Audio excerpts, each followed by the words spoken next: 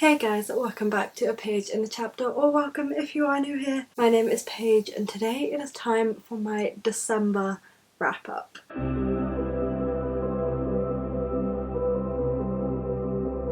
Happy New Year and happy 2022 guys! It is a brand new month of a brand new year and I'm very excited for how my year is shaping up already.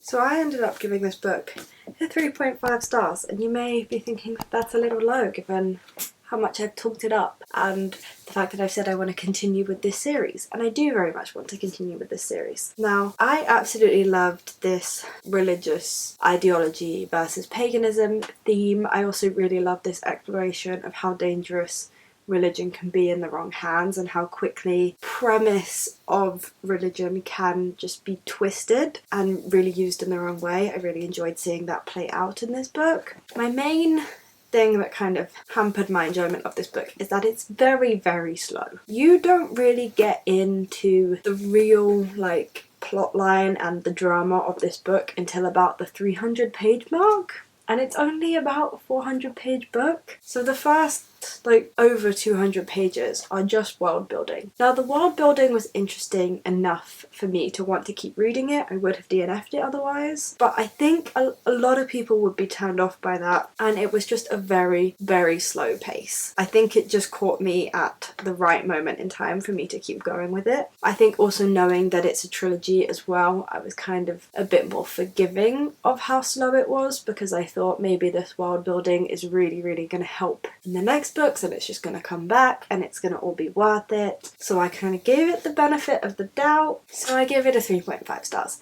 I also, won't lie, did give it a little bit of a bump in rating because look how floppy this paperback is.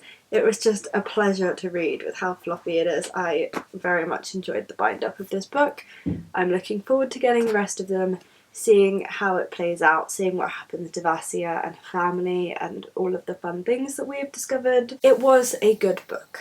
It just was clearly written with the intention of it being a trilogy in mind. There was no way that this could ever have been a standalone. And then the next book that I read in the month of December was Northern Lights, the first book in the His Dark Materials series by Phillip Pullman. I vlogged my experience of reading this because I read it for the Merry and Bright readathon, and I gave this a 3 stars. I will put the vlog up in the iCards if you guys want to go and see my very in-depth thoughts as I was reading it, because I'm probably going to forget things and miss things when talking about it now. So this follows our main character Lyra, and she's grown up in Oxford among a load of scholars. When she discovers this mystery of one of her friends going missing, it leads her on a journey to the North Pole to track down all of these missing children and get to the bottom of who is stealing them, and it's set in like a magical fantasy world. This is a book that is good for all audiences. I read it as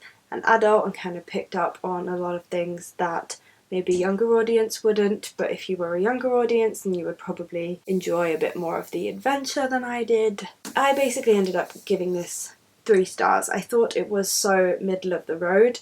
There were equal number of good and bad things that I liked about it. I kind of struggled vlogging this book because I just didn't really have any thoughts on it. I was like, I'm enjoying it, it's okay, it's very meh, I don't really have a huge amount to say about it. So I kind of gave it a 3 stars. I will be continuing with the rest of the series.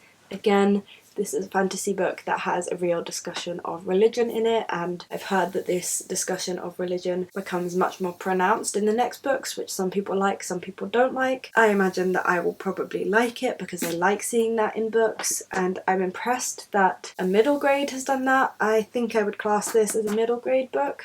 Not entirely sure what it is classed as though. So I am failing to see the hype around this series a little bit, but I did enjoy it enough to want to read the rest of the series. I own the rest of the books.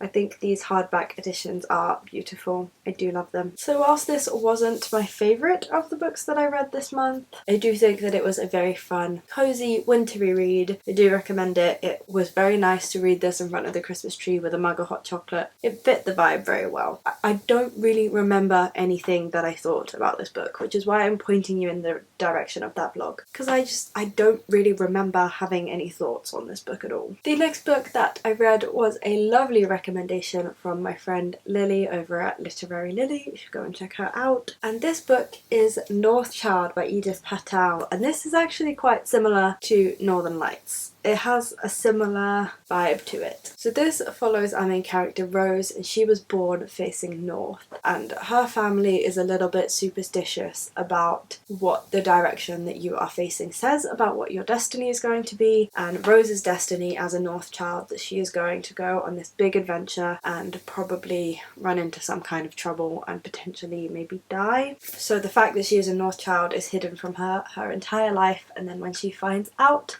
she decides that she is going to travel with a white bear to live out this destiny, and if she does, then her family will become rich. So whilst travelling with this bear, she discovers this deep enchantment and kind of gets to the bottom of this mystery of why this white bear wanted her in the first place. To me, this read a little bit as a Beauty and the Beast retelling. It honestly felt a little bit like a mix of Beauty and the Beast and The Lion, the Witch and the Wardrobe. It had the same kind of vibe to it. It was very like Ice Queen, Snow Queen-esque. Didn't review this one. I don't have a rating for you. I'm not going to come up with one off the top of my head, because when I finished this book, I did not know what to make of it at all. I could not work out if I had enjoyed it or not enjoyed it. Looking back, I consider reading this book a positive experience. I do think well of it looking back, so I would recommend it. I do think it had very, very perfect vibes. Can't really rate it. This book was not aimed at me. It did feel a little bit childish at times.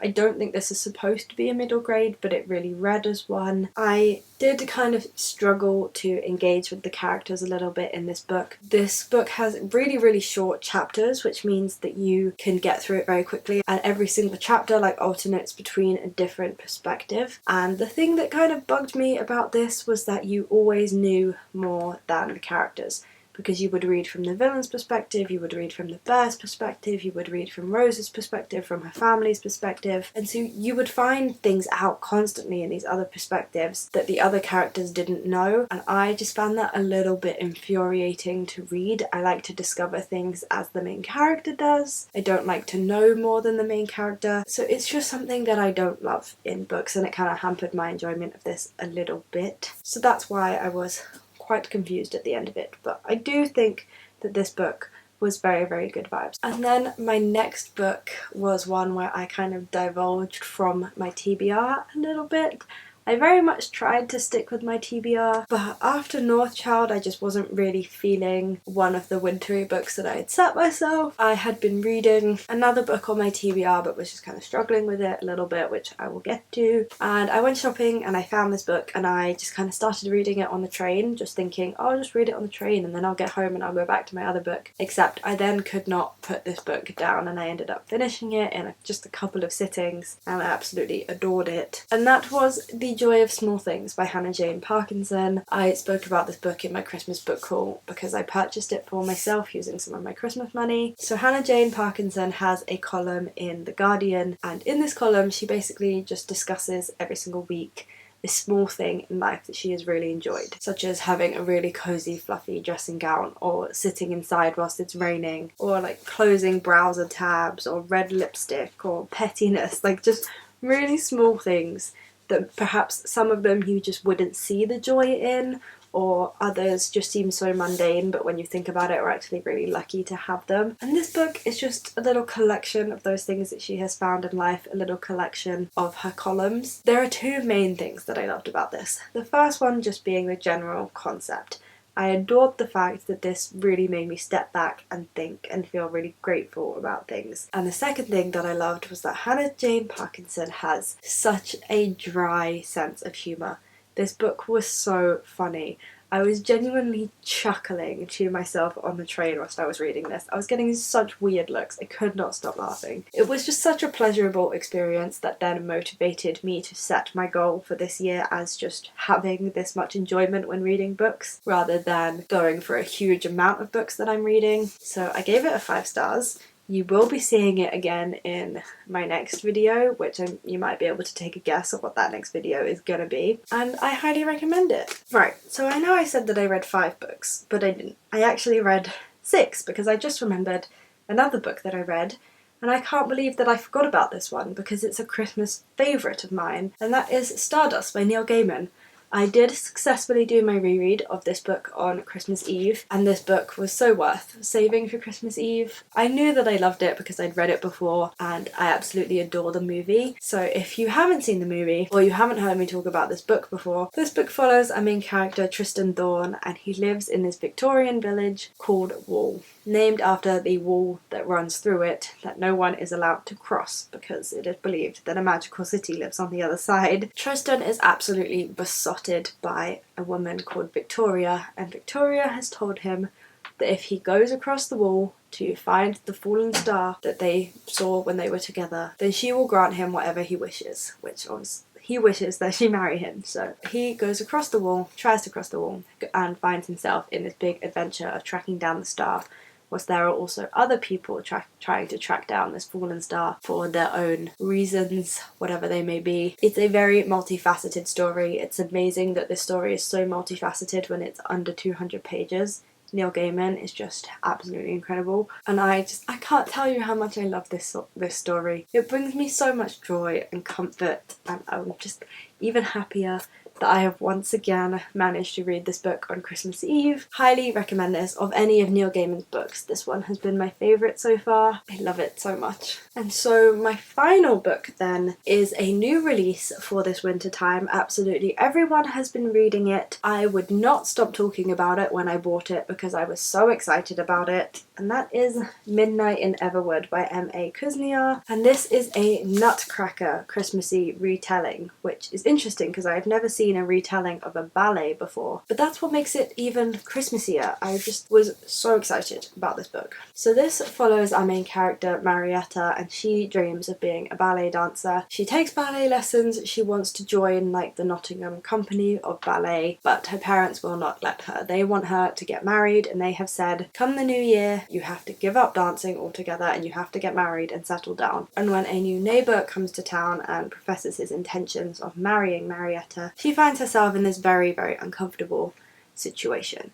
And this new member that comes to town has decided that he will build her a ballet set for this big performance that she's doing. However, when she dances on it, she finds herself lost in the magical world of Everwood. One thing that I particularly liked about this book was that it really explored this loss of power that Marietta had, and no matter what situation she was in, she always had absolutely no power over her situation, whether she was in Nottingham or Everwood. And this book very much tells the tale of her kind of banding together with women and finding this power so that she can get herself out of the difficult situation she finds herself in Everwood and get herself home. And then once she gets herself home, how is she going to get herself out of the situation that she's in at home? This book is also written so beautifully. The writing and style of writing and the words that are used are so lyrical. It's absolutely beautiful. Like, think Folklore by Taylor Swift's type of words and writing. It was a joy to read in that sense. However, I did end up giving this book 2 stars, and my reason for that is that this book could just not hold my attention at all. I think too much effort was put into the lyrical writing and not enough effort was really put into the plot. I'm not entirely sure that it was this book's fault. I read this very close to Christmas. You know, perhaps I got really distracted. I was working a lot. It was close to Christmas. I needed to wrap my presents. Like, my friends and my boyfriend and everyone was home from uni. There was Christmassy stuff to be doing and Christmas lights to go and see and Winter Wonderland to go and visit. I just had a lot on in the week before Christmas, which was when I was trying to read this. So I don't just want to stand here and like crap all over this book and blame this book, because I do think that I had a part to play in it. I also have seen some other people say the same things about this book, that they thought the writing was absolutely beautiful but the plot was a bit lacking, and it just wasn't my favourite. It wasn't as good as I expected it to be. I just really struggled to engage with this book, essentially, is what it boiled down to. So I do think that this book was an absolutely wonderful Christmassy read. I really enjoyed this portrayal of how women act under the patriarchy, and it had wonderful fantasy elements to it, and it was a very good adaptation of a ballet, which I imagine is very hard to do. It just wasn't my favourite, and I had to give it a 2 stars because for me my experience of reading it was a 2 stars, but I'd say objectively it probably deserves higher than that. So I don't know, if you've read this, let me know what you think down below, how you found the experience of reading it. Was it just me? Do you kind of feel the same way? I don't know. Let me know. And so here we have the 6 books that I read in the month of December. There's some pretty impressive reading done given how busy I feel like I was. I actually had a really good month of reading. I know my reviews haven't exactly reflected that, but I did enjoy these books. They just weren't, you know, like favourites, or they didn't really blow me away as much as you thought they would. There was only like one major blow me away book and one like cutesy favourite reread, but it was still a very solid reading month. I had very cozy reads. I kept the vibe immaculate for December. I had a very good TBR, and I'm continuing that energy through into January. I'm very excited to get reading in January, so I'm feeling very happy. Thank you guys so much for watching this video. Do let me know down in the comments what you think of these books, how your December reads went. I would love to have a chat with you about some books. That's why I'm here. Also, if you did like this video, then why not hit that big red subscribe button down below and stay tuned for future content.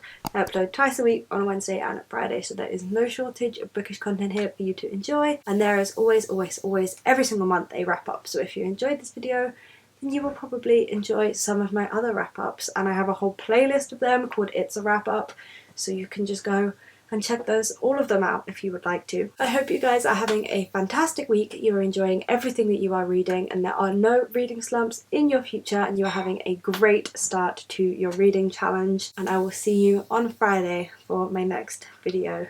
Bye guys.